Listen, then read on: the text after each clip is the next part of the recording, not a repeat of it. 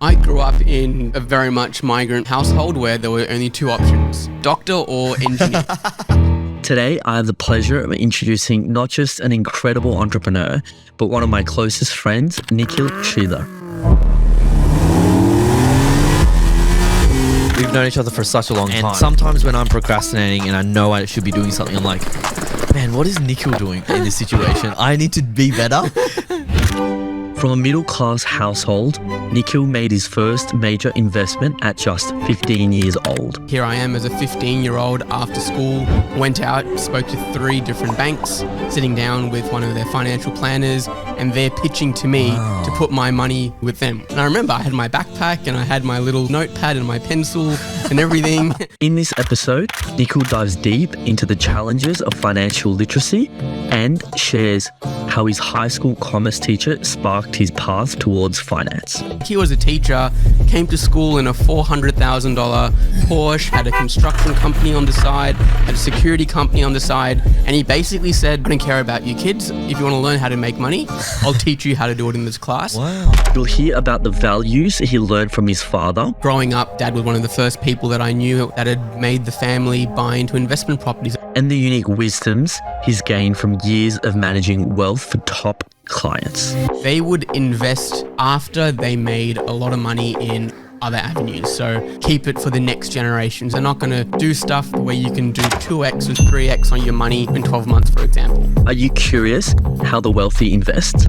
Nikhil breaks it all down, including some top advice for anyone looking to start with under $10,000 of investment. So let's jump in. Welcome to the Migrant Mentor podcast. Nikhil, I'm so proud to have you on the Migrant Mentor podcast. I've known you for about 12 years now, and I've known you through your whole entrepreneurial journey from start to finish, but I'm so glad you're on the podcast because you're one of my closest friends, and people should learn about your journey. People should learn about finance and financial literacy. In your experience, 1 being no financial literacy in Australia versus 10 having your depth of knowledge of financial literacy, what do you think the general population has in that scale? I would say across the board, I would say most people, I would say are at a 4 compared to where they could be. Why do you think that is though? Is it our educational system? Oh, there's the educational part for sure. But even with the education, there's so much more that people can hear about and learn about that aren't in the textbooks, that only comes from practice. And I've been fortunate enough to be in areas where you kind of see what like very wealthy people do and can do, and strategies that I didn't even learn in university, or I didn't even learn in my first couple of years as an accountant. Like it was only after seeing it in practice with incredibly wealthy, clients that you're like, wow, there's a whole world here. You learnt a lot by yourself though. I remember you telling me a while ago that when you were 15, 16, you invested about 3 or 4 grand in shares. Yeah. You lost all of it, but you learnt so much that you then saved 4 grand, 5 grand for your wedding fund. Tell us that discovery process. Like, what did you learn by risking that much money and failing at it? Yeah. Well, I grew up in a very much migrant household where there were only 2 options, doctor or engineer. And that was my entire upbringing, primary school, even parts of high school. But then everything kind of changed in year 9 when I went into commerce class. It was the first time you could actually choose your own subject. I chose to do commerce. Everything started to click from that moment on. And it wasn't because of the course.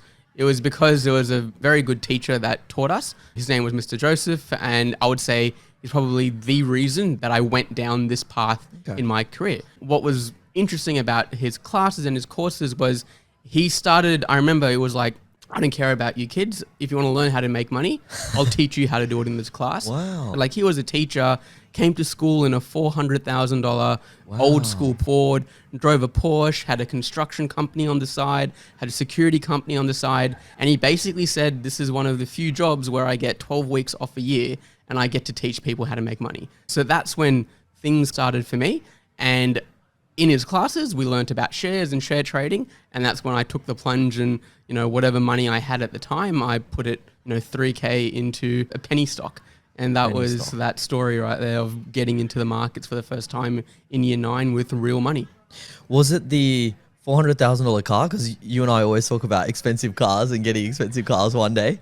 Or was it the gamification of winning in shares?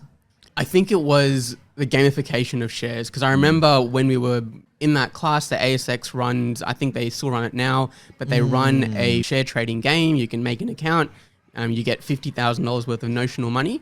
And we were playing that game at school in year 9 with, the aid of this commerce teacher.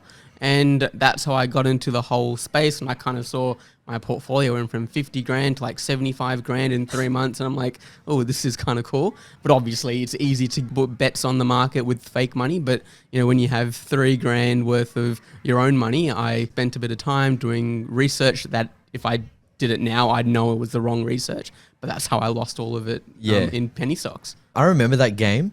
I remember starting that game with 50,000. I think it ended up with 35,000. I was like, yeah, finance isn't for me. Tell us about I think it's fascinating and awesome that the wedding fund that you started.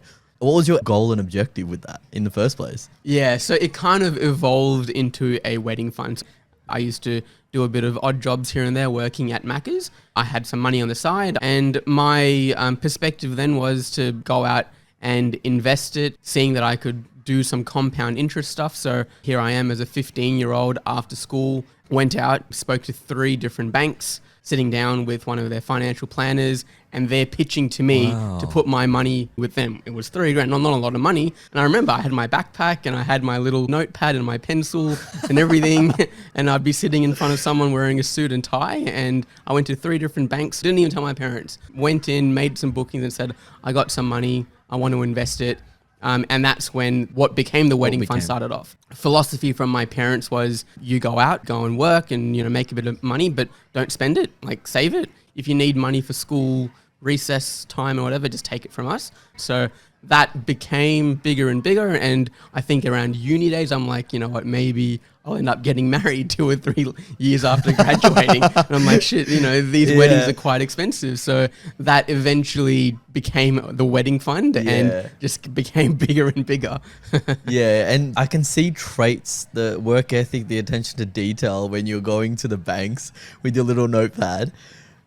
What did you do with that money? If I'm new to stocks, if I'm new to investment, what did you actually do? You went to the bank, the financial advisor said what to you? What can I do with this money? At the time, there were no such thing as ETFs or some of these much more accessible products that people have access to now.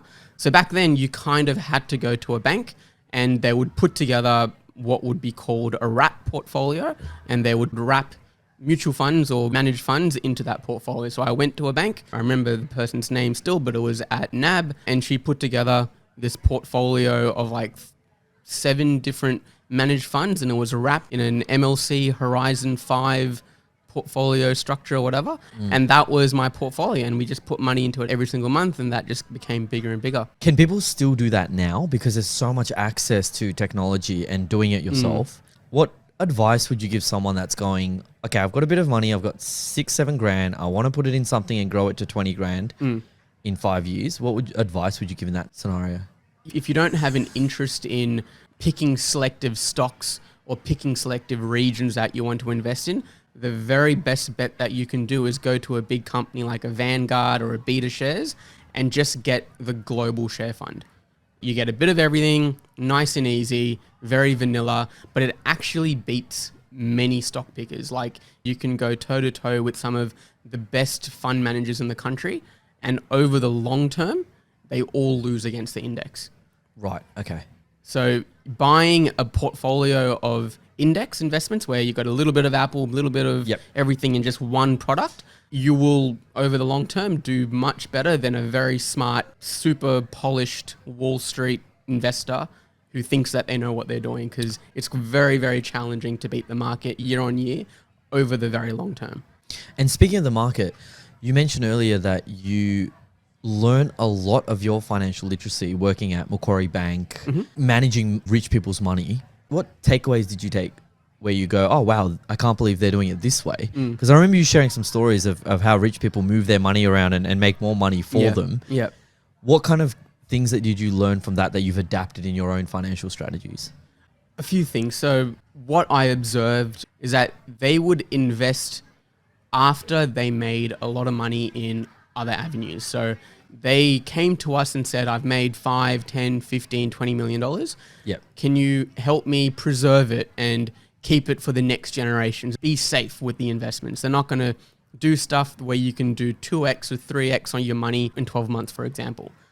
And that's when I learned that if I wanted to be on the other side of that phone call and be the client, it wasn't going to be just doing vanilla investing and, just letting the portfolio go up. They all came from business and they all made their money concentrating a lot of time and effort and resources for a period of time, whether it's 5, 10, 15 years, and then cashing out and making a big lump sum. They put all their eggs in one basket, Right.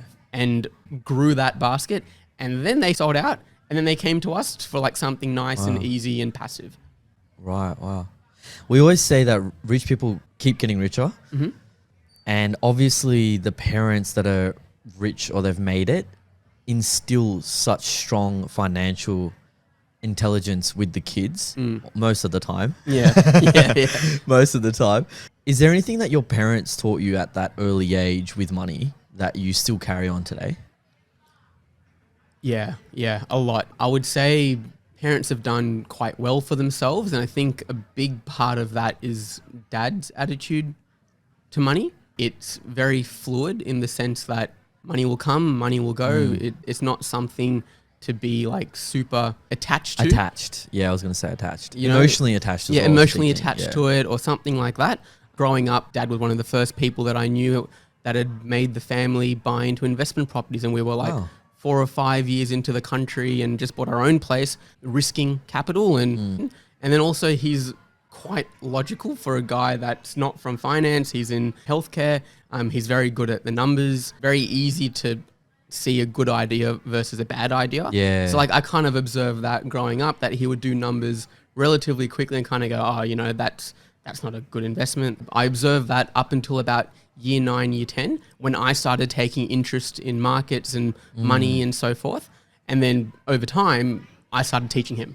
And then through work. What is it that Yoda became? The master became exactly. student. Exactly. So went to uni, further into accounting and working at Macquarie. Now it's completely switched over. I manage the parents' money now. Yeah. And do you think that's instinct? Because your dad has this instinct to pick the right things, but obviously he's failed at a few things, and obviously we all do. Do you think that growth difference when you kind of took over was because he was very instinct and gut feeling, where you were then started to learn a lot more, right? Yeah.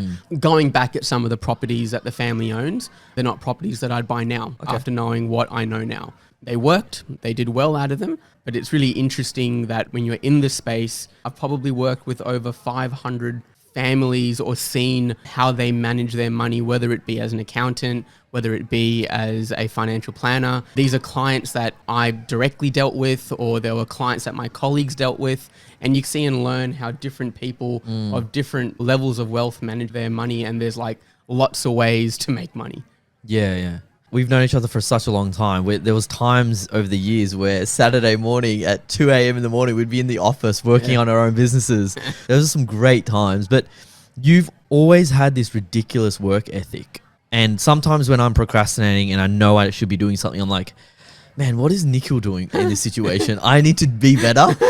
And so when you feel uninspired or lack motivation, what are you doing in those scenarios, in those situations? Are you looking back at your parents and their work ethics, or is that ingrained so deeply at that level? Or are there strategies and tools that you go, man, I'm not feeling up to doing work, but I need to do X, Y, and Z? Yeah. That's a good question. So work ethic wise, I think it was instilled in me as a kid. Firstly, observed parents, especially dad. He worked 6 days a week for his entire career. Even now?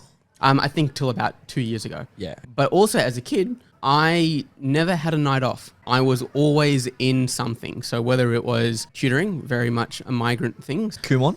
Kumon, yeah, I did a lot of Kumon. So, and then I got really good at tennis and swimming. So I'd be training, doing squad level swimming maybe two times a week. And then by the time it was, year 9, year 10, year 11, year 12, almost every night I had something booked in, whether it was tutoring for HSC, training for swimming, or training for tennis. I didn't have a night to myself until about 9 o'clock every night. Wow. And then that's just continued. I went to university. And I went to university at nighttime because I was working full-time throughout the day. Oh, right, okay. I'd spend 6 to 9 Monday, Tuesday, Wednesday at university, and then 9 to 5 at work. So ever since leaving university, it's just been work until 9 or 10, and that is the norm. 2 questions. Do you not get burnt out? Because most people that I know get burnt out. And when they get burnt out, they're completely unproductive. And I go through those periods as well. But I've got coping mechanisms like meditation and self-care. Do you not get burnt out? 100%, all the time. Like there are periods where you sit down to work, but you spend an hour on YouTube. There are bits when you're like in an office or in a room, or you're like, you've made your coffee and you've sat down and you're like, I'm going to get this stuff done. And you just find that an hour a bit later, you're on TikTok. Happens all the time. In terms of coping mechanisms, I just let that time ride out, give it 2 or 3 days of just watching YouTube, and then you're back on doing the work in a way. But what I've always stood by is to work around my social calendar. If there is something to do with friends or family, I'll always attend and I'll always work around that. And by work, I mean being at the desk in front of the computer or the laptop, trying to do something that's on my to-do list. Not that I spend an hour completely doing it, but even if I can do 30% of what I hope to do, that's better than 0. Yeah, okay. So when you're feeling uninspired, when you're feeling unmotivated, it sounds like you kind of ride those emotions out, but you don't get angry at yourself about it. You're not like, oh, I need to be doing this, I need to be doing this. You kind of, you just, time's relative. You'll do it when you feel like doing it, when you truly feel like doing it, kind of thing. Yeah, my wife, Millie, she'll say that I do get angry, and I go through moments of just like annoyed at things and agitated. But yeah, I just let it ride out. Yeah. Speaking of Millie, recently married, working full time, you're working on Handle. How do you keep that work-life balance? You've got Taco, the dog. Yeah, I would say 3 buckets of life being health, wealth, and relationships. And at least on a weekly basis, I try to balance and put effort into all 3 of those buckets. So throughout the week, there's always a bit of time for health, so a bit of training, bit of F45. There's always a bit of time for wealth. I would say a bit more time goes towards that in terms of working and building a career. And obviously when Millie's home every night, we've always got, dinner together. We vibe out in the nighttime, watch some TV shows, play with Taka. So there's always a couple of hours every night that we're always doing stuff. She goes to bed relatively early. I go to the desk and work till about 1. So, so that's the usual nighttime routine. So I'll always work, but around my social calendar in a way. Yeah, gotcha. It sounds like you've learned quite a lot growing up, and now you're learning to bucket and contain your social calendar, your work calendar, your health calendar. When I started being friends with you, you weren't like that at all. You would just work. Besides me bringing you out of your shell. 100%. When did that change, and where did that journey take you? I think back then, I only thought work was the only way out. And also I was single. I didn't really know how to date. We won't get into that one. And that was the only thing that I knew I could control. But like now, in a way, distilled to those 3 buckets of health, wealth, and relationships, I genuinely believe that I'm entitled to have the maximum enjoyment in both. So it just requires you to, spend time on all 3 of those things throughout the week. There's been ups and downs, but I've never known you to show any negative emotions like that anger. I've never seen you angry. I've never seen you sad, really, or upset. But I remember you telling me a few weeks ago that when you were working at BCG Ventures, that you were made redundant. We've all been made redundant. We've all had ebbs and flows in our career. But I've never seen you show those frustrations and those sadness and those negative emotions. Is it because you're containing those emotions and processing them yourself? Or do you have a very logical mindset where you're like, cool, I've gotten let go, what's next? I have this attitude with the day job, and it is only a means to an end. When I was let go at BCG, I was still running the business on the side. So it was always like a job that did some stuff and I could use that to get more skills and all that kind of thing. But I've never gone into a job going, I'm going to spend the next 5, 10, 15 years to become the CEO of that company or be the partner at that firm. It was only to go in, learn some stuff, move on, because I've always seen myself being in business. So when that happened, I'm like, maybe the time is right. It was coming up to 2 years. Millie will definitely say that I don't express enough emotion. In other parts of my life, there's a lot of stuff in there. Not that it's bottling up to explode and become a crazy man one day. Yeah. But like, I feel as an only child as well, I handle emotions differently in the sense that I'm quite comfortable reflecting on it myself and finding ways to progress on it myself. Yep. That's sort of how I've dealt with things of that nature. And coming back to that point of emotions, I think even though you might not share it with us, it sometimes feels like you've got this mentoring capability. So I feel like it masks it, where you're always giving advice, you're always sharing advice, you're trying to see people do better. Mm-hmm. Who's been your mentor per se? Because I've always never seen you have a mentor. I feel like you've always done things on your own and you're very strong-minded in that sense. But obviously people have influenced your decision-making, your life. Yeah. Firstly would have been that commerce teacher to sort of put me on this path. But then in terms of like other mentors or people that have influenced me, there's a big part of seeing, very successful family members. Vignesh, for example, you kind of see how he's played out his life. A very close friend of mine, or best friend, Sahas, and how he deals with his life. He has a very, close-knit family as well. A lot of influences that way in terms of like family life and living and that aspect. But on like the work and the business and like that aspect of things, I'm very much influenced by a select number of people that I follow purely through Instagram. And to some extent, not knowing them personally is a better influence for me because I make up the story that I'm meant to be following. They're very successful business owners in their own right. They obviously only show the best parts of their life, but I'm only influenced by the best parts of their life. So I'm like, I want that kind of lifestyle. I want that kind of living, but also, they talk about business. They talk about how they operate their businesses, and I just model what I want compared to that. So I only take the good things from those sort of Instagram influencers. Yeah. What are those influencers? Who are those influencers for people that might want to follow them? There's two really, and my wife will be sick of me for saying both of these guys' names because I keep showing their pages. Yeah, we get all your TikTok reels, don't we? Every day. Probably the most important one, and probably the recent one that I like just absolutely look up to in terms of the story and how he's got to where he's got, is Lawrence Escalante in Perth. He is a business owner. Migrant as well, right? Migrant as well. I relate a lot to his story because he started off his life as a financial planner at AMP and now is a billionaire running a gaming business that's globally recognized, is a tier 1 sponsor of Ferrari at the Formula One. His life is just insane in terms of what he's achieved over 10 to 15 years. I think he's in his early 40s. I send you a lot of the stuff. I'll send you more. But yeah. Sometimes too much stuff. Yeah. Yeah. And who's the second? The second one is Manny Koshpin. So Manny, yeah. So he's obviously, if you know who he is, he's in California. He was the predecessor that I looked up to before Lawrence, and he's in business. He's very much in property and made all of his money doing commercial property.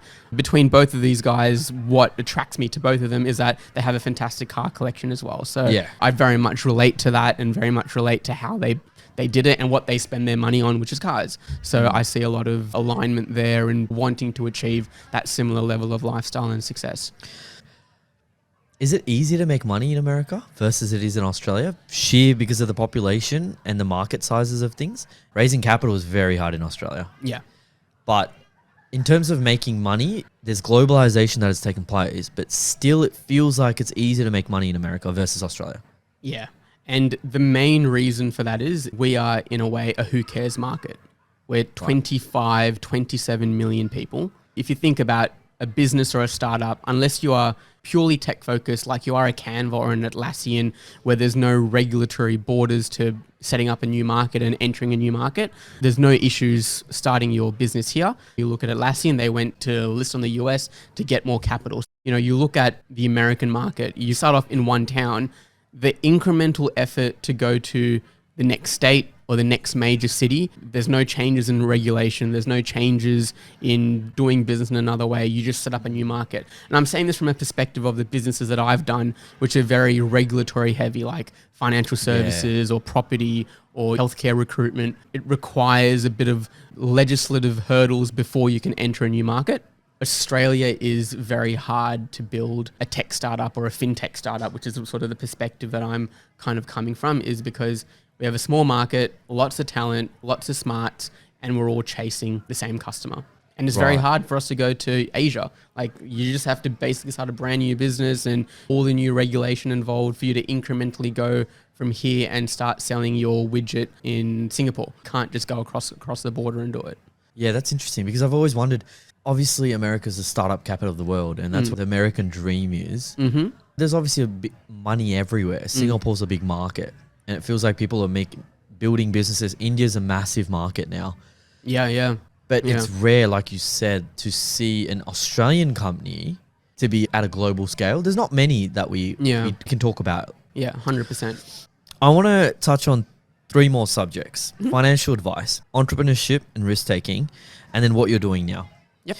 If someone wants to begin building a portfolio, they're earning $80,000 a year.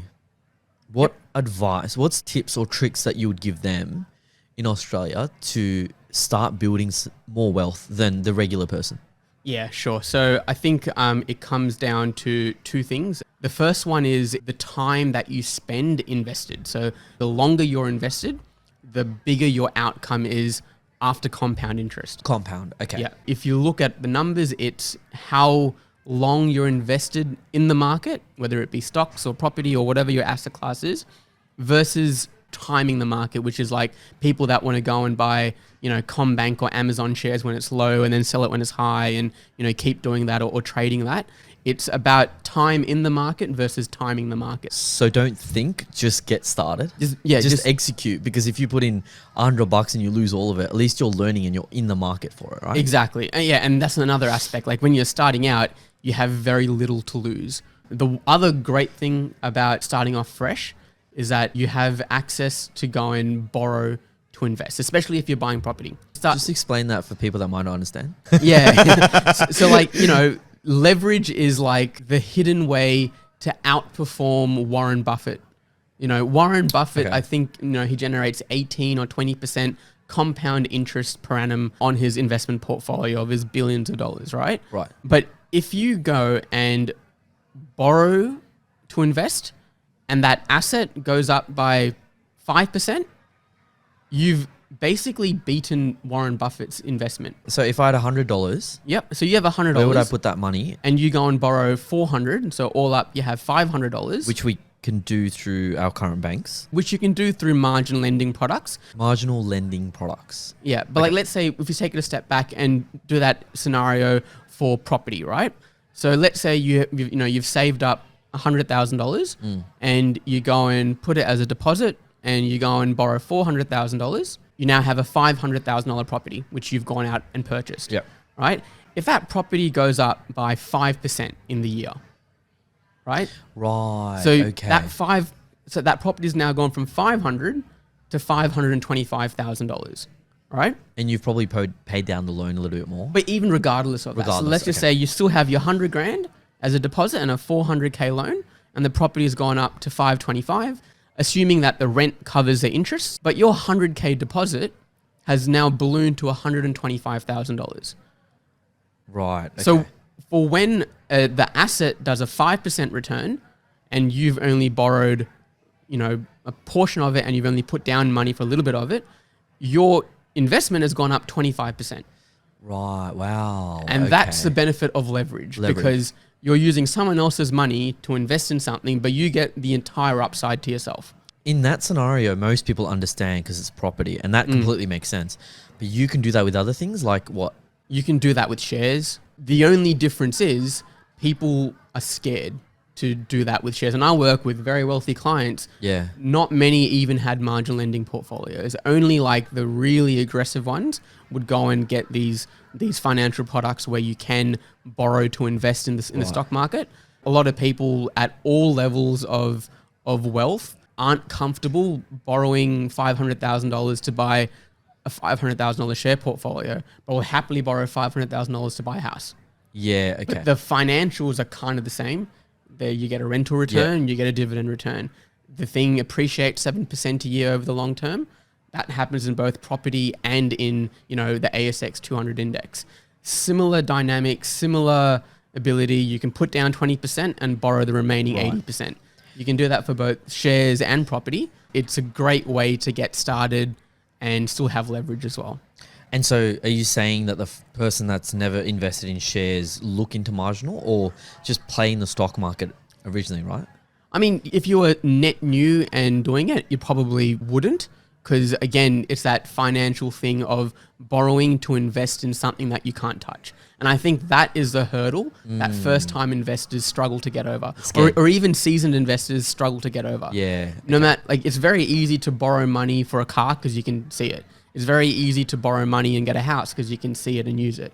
But it's not very common for people to borrow money for a thing that they log in and just see on the screen, right? But that's how like our bank accounts though. Yeah, but that's like our bank. But you still can't, use it as liquid, But people borrow to go on experiences and holidays, things that you can use. But it's a psychological hurdle to borrow to invest for another piece of paper.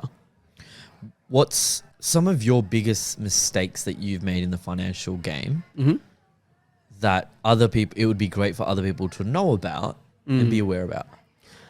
2 mistakes that I would avoid or recommend people avoid.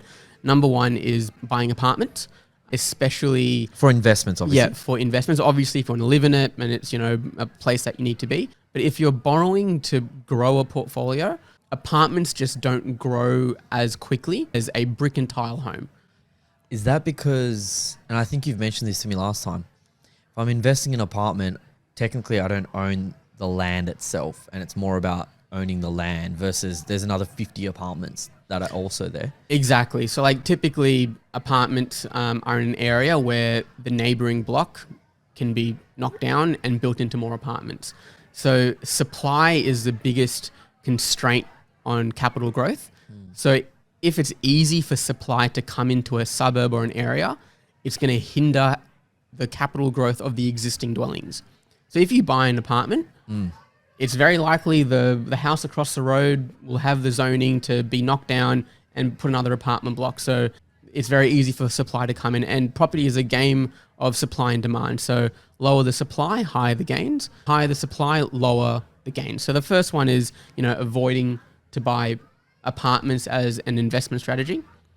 The second one is what we do a lot of is actually structuring a property portfolio that allows for ongoing investment. And that is, using family trusts as an example to buy investment properties so that you can keep buying more and more investment properties and structuring the portfolio in such a way that the banks allow you to keep borrowing money. Right. Okay. Yeah, that's interesting. You've built a $5 million portfolio. So if I've got 60, 70 grand, I mean, these are a bit of the secrets of the trade, but where should people be looking besides speaking to you about it? Yeah, of course. And so 60, 70 grand, depending on what your deposit is, you could easily squeeze a $400,000 to $500,000 property. And there are places all around the country that have really good growth backed by real data, backed by real infrastructure projects where you can invest your $400,000, $500,000 and get a great property sitting on a 400, 500, 600 square meter block. And we have been investing in a lot of these locations. Clients always come and say, a lot of our clients are Sydney based and they're like, I want to buy an investment property. And it's a struggle to kind of think that, there are other regions around the country that will grow as well as Sydney, especially if you've lived in the Sydney bubble and you've seen Sydney prices do phenomenally well. That aspect is always a hurdle that's quite challenging for some people to overcome. But what we always do is go back to the data and kind of show what the data is saying, which is, the amount of demand in an area, the amount of growing incomes in an area. And also what's really impactful for long-term growth is the number of infrastructure projects coming into an area. So, this is when government's investing on a brand new port or a brand new train line or a hospital or whatever that may be. that always, number one, there's new jobs, new industries, new diversified industries and incomes coming into the mix, which will always support ongoing growth. And when you go to a regional area, especially parts of northern Queensland, there are $300-400 billion infrastructure projects being mandated and put into smaller regional towns, which, coming from Sydney, you kind of go $1 billion, like, who cares? That's like a relatively smaller project in a place like Sydney. But $1 billion project in a place like Townsville, that's a huge impact. And, you would kind of look at those data points to kind of go, that's where people should be buying. And, there's plenty of reasons to be buying in these areas because there's ongoing investment from the governments coming in. Yeah, that's very, very interesting. You are on the brink of, hopefully after this episode comes out, leaving your 9 to 5. And I know you've done this ongoingly. You've done it with multiple other businesses. What's the hardest part of making that leap? And I guess it's different because you're working full time and you're working on the side for this business. But back when you did your first 2 businesses, when you raised capital, what was the hardest part of leaving a full-time safety net of a job? A salary. I'm addicted to some extent, or was addicted to a salary. I think it's one of having monthly or weekly consistent income is one of the most impactful and destroying things to go into business because... It's probably one of the biggest... Isn't it the number one reason why most families and couples argue is financials? But if you want to make the leap from, going from a 9 to 5 consistent, safe job to a business, you're giving up a consistent income. Because sure, you could have a business that makes good money, but even, some of the greatest businesses have fluctuating incomes throughout the year. So, inherently you're going from a place that's structured to a place where everything could turn around tomorrow and you could have no income that month or less income that month. So I am by no means saying that I've overcome this. Like, it's taken me a long time to come to a stage where I feel I can. I've always had one foot in that 9 to 5 career to fund the day to day and a little bit and the other foot in a business where it is making income, but it's on the side, but I haven't made the leap fully. And only now I'm getting close to the point where I feel I can. What advice would you give someone that's wanting to start a business right now, but they've got a full-time job? They're not complacent. They want to do something more. What advice would you give to get started? I would say obviously do a side hustle where you can pick up things, but also depending on what the business that you want to get into, it's very easy to sell services. Like, let's say, you want to build a technology business, or you want to get into some sort of consultancy, or you want to start a business in a particular industry. There's always a root service that you can sell on the side to help customers in that industry. One thing I learnt from working at BCG, which is building, early stage startups and investing in early stage startups, is fundamentally no one knows what product is going to work, what the adoption is. With tech, right? Especially with tech. If you're like trying to build a tech startup, one of the easiest and things that you can do today is to sell the service that tech startup aims to overcome. Because number one, you'll get customers, you'll be able to sell it and make a bit of money, but you'll also get first-hand insights on what are the challenges that these customers face, what are the inefficiencies in the process of doing this, and you'll make money along the way as well. I think it's so easy these days, where back, 6-7 years ago, Fiverr wasn't predominant, Upwork wasn't predominant. Now you can work full time and use that expertise to then freelance on Fiverr and put up a profile and start applying for jobs. 100%. There's those types of things that you can do that I think for me is, if you've got that vision of having your own startup or having your own business, and I mean, tech startups are very traditionally risky. But if you're looking for services, I think put up a profile on Fiverr. 100%. Or even, even like what we used to do, run some Facebook ads and see if people are actually interested in your idea, what you've got to offer. And if you're getting leads or getting traffic on your website, then that's kind of a point for you to go, maybe this is a good validation point, right? Exactly. Put something up, test it. I always advocate to test with randoms because family and friends are always too nice.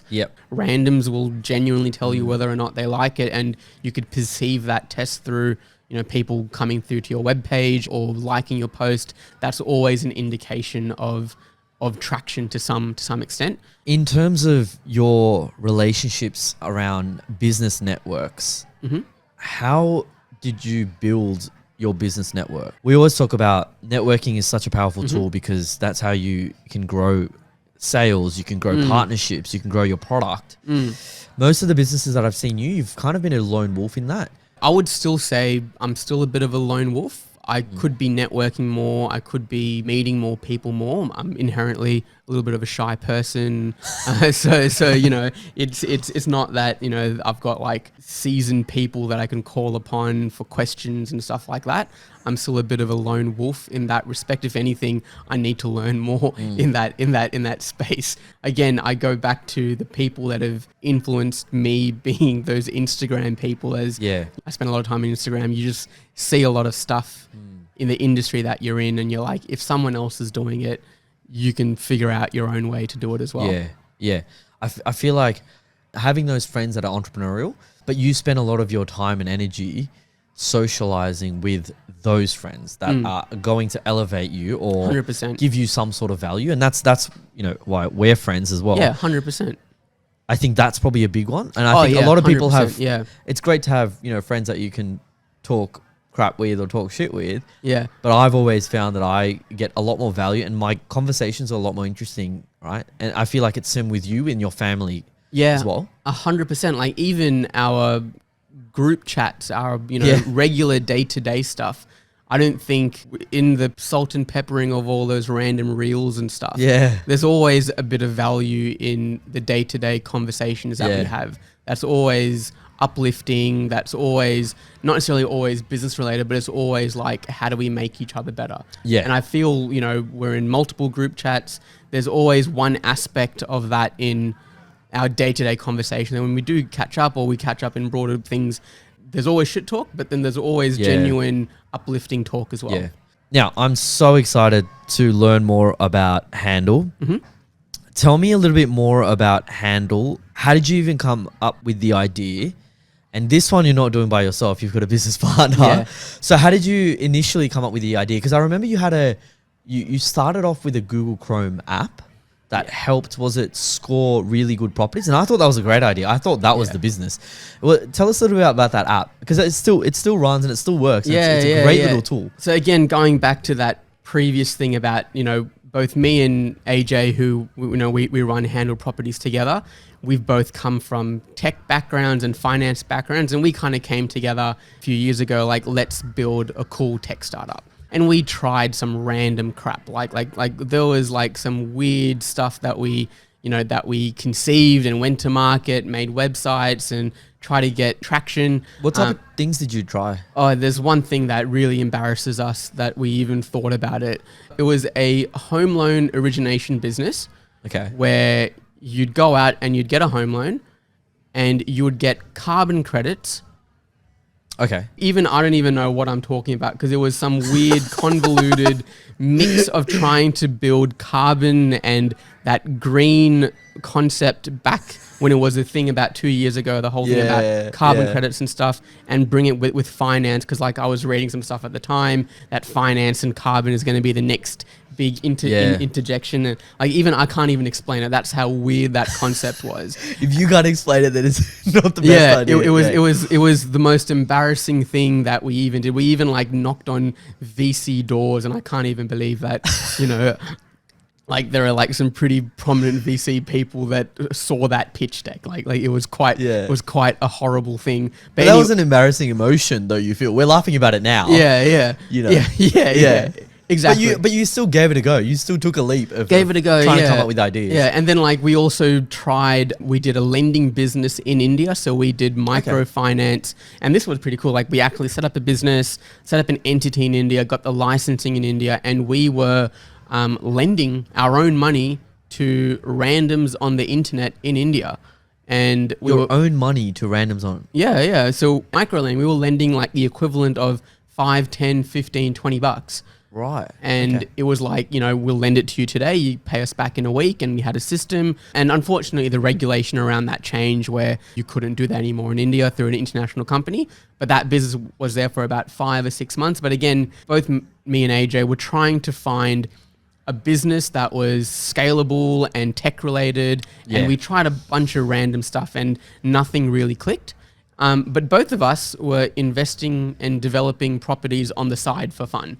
Like we just did it as a part of our, passion and our interest. Passion. And that's how we're like, what, if we're already doing something in property, maybe we should build something in property. Yeah. And that's when we're like, okay, let's build this Chrome extension where you go on to realestate.com, go to any property you want, and you click the button and it gives you an entire breakdown of that property and a recommendation as to whether or not you should buy it. It's a pretty nifty little tool. Yeah, it is nifty. But we built it and we did the same thing. We went to market and it didn't get 1,000 users on the first day. So we're like, it's got users now and they organically come and use it.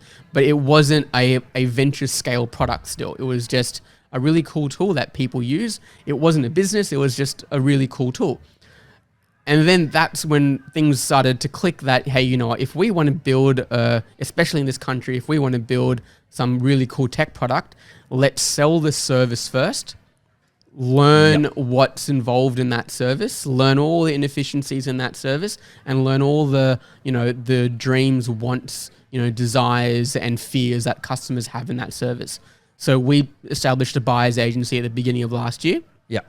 To help customers buy investment properties. It's something that we do for fun prior to launching the business with family and friends such as yourself and those around us, but also something that we feel that we could have added value to the community and actually, bring something useful to the market. So now on the side, we run a proper buyer's agency and we've got plenty of customers that we've helped over the past, 12 to 18 months. And we're sort of, hoping to be on track to go properly full time into it in the next, few weeks to the next few months. Is the dream still around technology though? Because we're so passionate about tech. I still think that Chrome tool is a great tool in itself as a maybe a third or fourth revenue for the business. But what's your competitive advantage against the thousands of other buying agencies? So from a service offering, we bring that holistic approach coming from financial planning and coming from accounting background. It's not just, here's a property, go buy it. We answer the question of where do you want to be in your property journey 5-10 years from now? Right, okay. What structures do you need to buy your properties in? You might go in your current situation and you might can only borrow 2 or 3 properties. But we want to kind of put together a structure where you can squeeze that extra 2 or 3 more properties on top of that.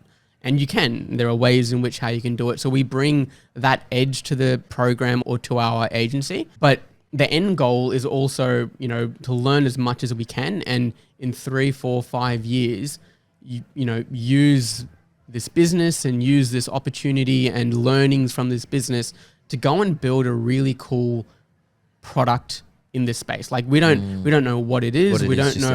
We don't know what it could be. But you're taking the learnings of everything that you're learning from clients to go, okay, how can we actually automate this or scale scale this and use tech. And there's a platform that I love to trade shares on, which is stake.com. Yeah, and, when they came out, their value proposition was 1 click buy international shares. Yeah. Before then you had to set up a ComSec account, do paperwork and register in, your NASDAQ stock exchange and all that kind of stuff. So they were selling convenience. Similar to what you're doing right now. You're selling convenience, but it's a service level. We have an idea that could you do a 1-click buy property portfolio type thing. Yeah, wow. These are obviously grand ambitions, but to get to that, we'd rather build a property buying business with plenty of customers, a successful business, and then kind of go, how do we use this to build a scale or build a product around it? And also, we don't want to raise capital. So we're just like, Why don't you want to raise capital?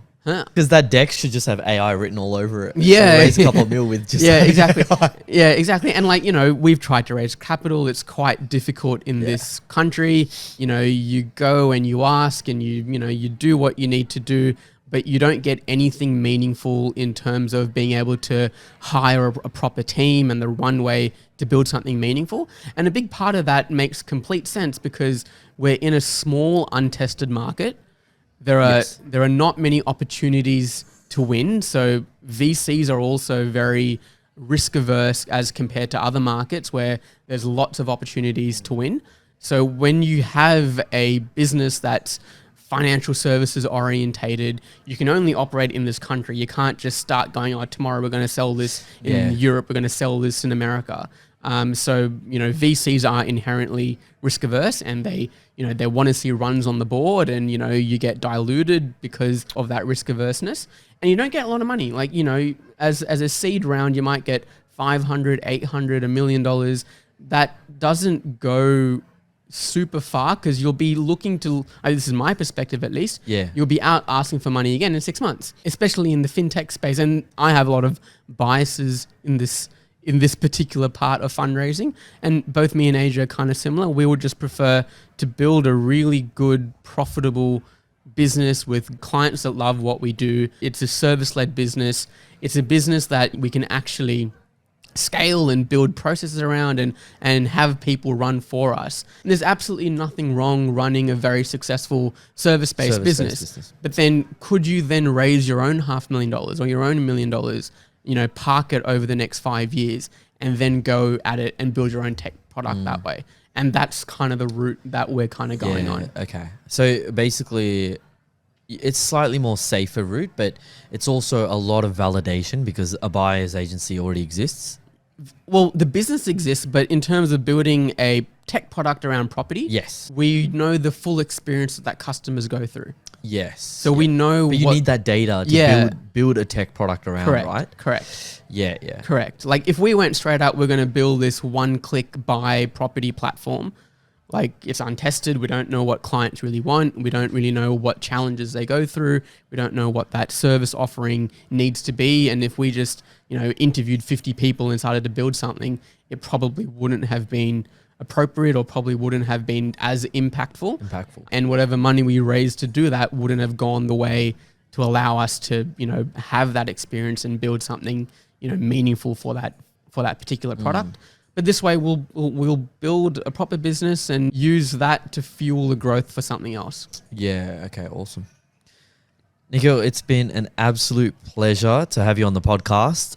A lot of our listeners like the spiritual aspect of the resilience, the personality, and what it takes to build businesses. But I think one key learning for me here is the detachment from outcomes that you have, and also more of logical thinking and logical next steps. Anything you want to share, final note that you want to share with the ambitious entrepreneurs that are listening to this?